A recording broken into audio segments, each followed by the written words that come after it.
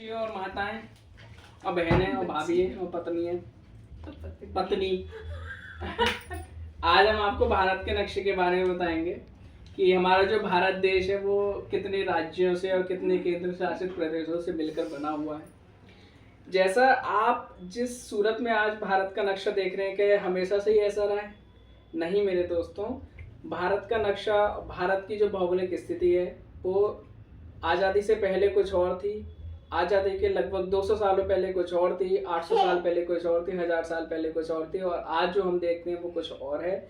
और ऐसा मान के चल रहे हैं कि शायद आने वाले समय में अब भारत की स्थिति यही रहने वाली है, अगर भारत पाकिस्तान और अपने अन्य पड़ोसी देशों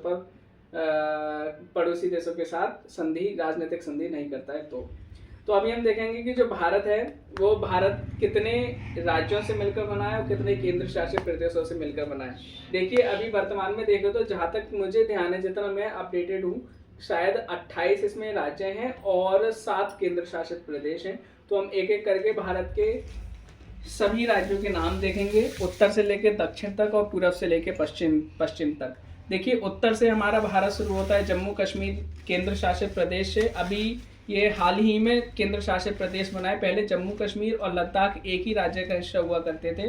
वहाँ पर भारतीय संविधान का आर्टिकल जो अनुच्छेद 370 है वो लागू होता था, लेकिन कुछ ही समय पहले अभी भारत सरकार ने इसमें संशोधन करके वहाँ से जम्मू कश्मीर को जो राज्य का दर्जा प्राप्त था उसके 2 भागों में विभक्त करके उसको केंद्र शासित प्रदेशों जम्मू कश्मीर और लद्दाख में विभक्त कर दिया है। तो हम यहाँ देखते हैं कि सबसे ऊपर ये जम्मू कश्मीर है, इधर ये लद्दाख है, ठीक है, उत्तर में। और पहले हम देखते हैं फिर दक्षिण में कौन सा। दक्षिण में सबसे दक्षिण में अगर हम दक्षिणतम जो भारत की मुख्य भूमि है, देखिए भारत केवल इतना ही नहीं है, भारत की मुख्य भूमि के अलावा इसके जो द्वीप समूह हैं जिनको हम इंग्लिश में आइलैंड्स कहते हैं, वो इधर आपको दिख जाएंगे। ये अंडमान निकोबार आइलैंड्स हैं, अंडमान निकोबार द्वीप समूह, इसमें सैकड़ों की संख्या में द्वीप समूह हैं। और अगर हम मुख्य भूमि की बात करें तो मुख्य भूमि पर यहाँ तमिलनाडु और केरल 2 भारत के दक्षिणी राज्य हैं।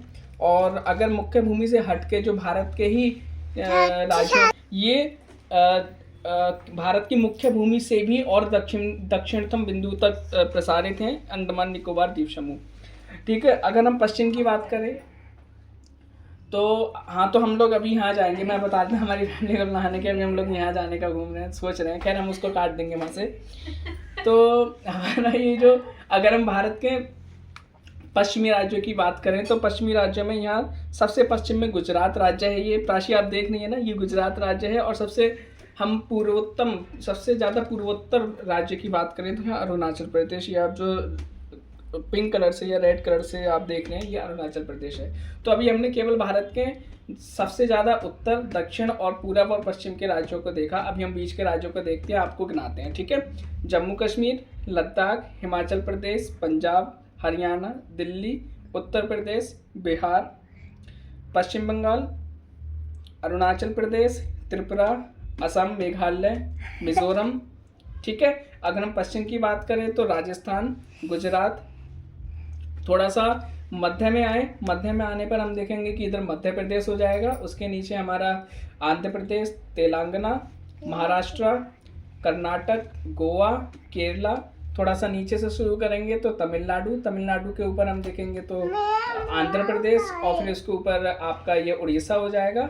और अगर हम अरब सागर की तरफ देखेंगे, यहाँ पर अरब सागर में, क्योंकि ये भारत का जो मुख्य भूमि है, इसके पश्चिम में अरब सागर है और इसके पूरब में हिंद महासागर है। बंगाल की खाड़ी है, मतलब जो बंगाल की खाड़ी है वो हिंद महासागर का ही हिस्सा है, ठीक है। तो इसके पश्चिम में जो अरब सागर है, इसमें भारत के ही एक और द्वीप समूह है, लक्षद्वीप, और जो बंगाल की खाड़ी है उसमें अंडमान निकोबार द्वीप समूह है। तो दोस्तों इस तरीके से मैंने आपको भारत के जो जितने भी राज्य हैं और जितने केंद्र शासित प्रदेश हैं उनको मैंने नामों के साथ बताया, और मैं आशा करता हूँ ये आपको अच्छे से समझ में आएंगे और आपको इसको सुनने में अच्छा भी लगा होगा। धन्यवाद।